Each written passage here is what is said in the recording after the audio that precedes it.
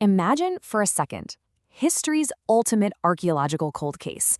We're talking about a mystery that has literally baffled the brightest minds for over 2,000 years, the missing tomb of an absolute icon. As Dr. Kathleen Martinez put it, if there is 1% of a chance that the last queen of Egypt could be buried there, it's my duty to search for her. Welcome to this explainer. I am so incredibly excited to guide you through this today. We're going to unpack a 2,000-year-old mystery, the search for the final resting place of Cleopatra VII. As we go through the evidence today, we'll follow all the twists, the turns, and honestly the sheer relentless obsession of a modern-day detective trying to unearth a lost queen. All right, let's dive right in. Section 1, History's Ultimate Cold Case, and Decoding the Victim. So to solve any cold case, you first have to really understand the victim, right? And that means aggressively stripping away centuries of myth. Because for 2 millennia, a massive smear campaign created by the Romans painted Cleopatra as this dangerous, exotic temptress who just bewitched powerful men. But the historical reality? Totally different. She was a brilliant Macedonian Greek strategist, highly educated, and get this, she spoke 9 languages, including Egyptian, which, by the way, her predecessors completely ignored. Now, the absolutely crucial point here is understanding her mindset. Cleopatra didn't just rule, she genuinely believed she was the living reincarnation of Isis, the Egyptian goddess of motherhood and magic. This religious extremism is key. When she died by suicide, it wasn't just some tragic defeat. To her, it was a deeply religious ritual to achieve immortality alongside Mark Antony, who she viewed as the god Osiris. This psychological profile, it's the exact key to unlocking our mystery. Moving on to Section 2, the unlikely detective and a lawyer's obsession. You know, every great cold case needs an unconventional investigator. Enter Dr. Kathleen Martinez. Now, she wasn't your traditional Egyptologist. Actually, she was a highly successful criminal attorney from the Dominican Republic who graduated law school at just 19 years old. Crazy, right?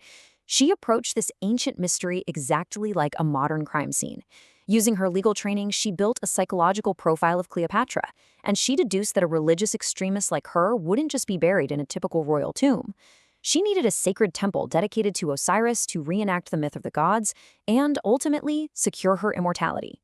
Her underdog journey is honestly incredible. Back in 2002, she maps out temples to Isis and Osiris. Then she travels to Egypt on what one immigration officer mockingly called a Mickey Mouse passport. But out of 2,000 yearly applicants, she somehow secures this near-impossible permit. The catch? She's only given 2 months to prove a theory that established professors were literally laughing at, so the clock was absolutely ticking.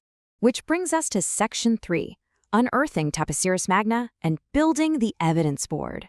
So, Martinez focuses her search on a ruined temple about 30 miles outside Alexandria called Taposiris Magna. Against all odds, right as her deadline is looming, she unearths 27 tombs, 10 mummies, including 2 gilded ones, and a whole hoard of bronze coins featuring Cleopatra's unmistakable profile. But the real game-changer was a piece of blue glass that led her straight to the foundation plates.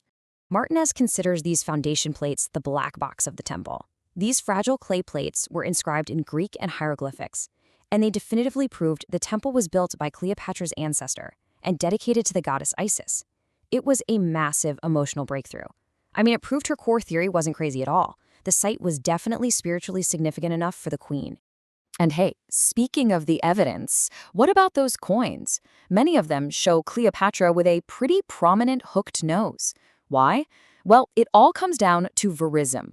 That's a Roman artistic style that emphasized rugged, realistic features. Cleopatra wasn't using ancient Instagram filters to look conventionally beautiful.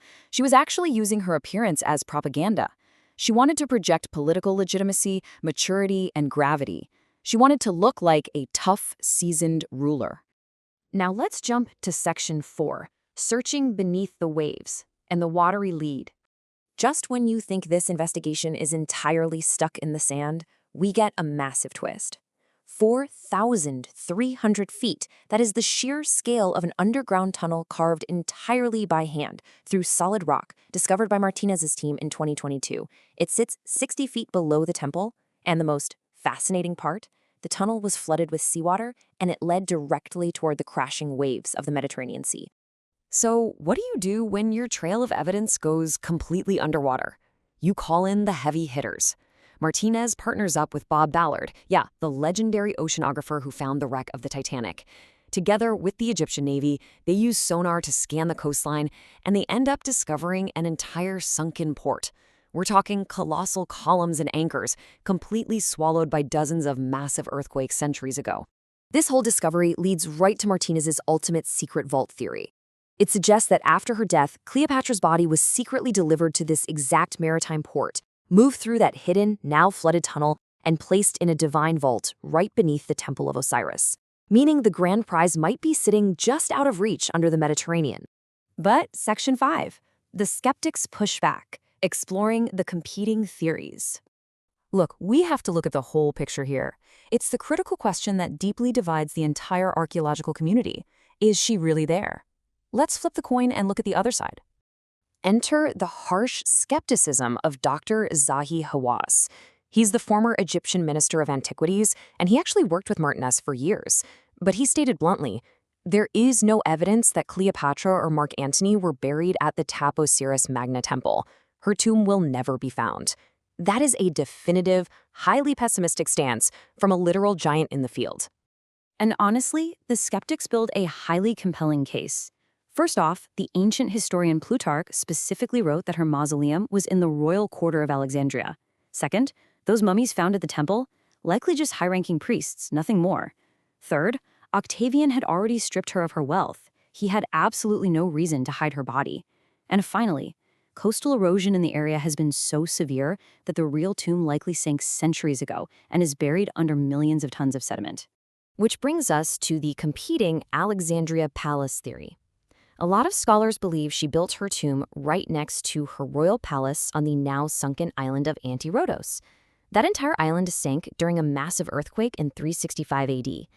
Underwater archaeologists have actually found ruins of this palace.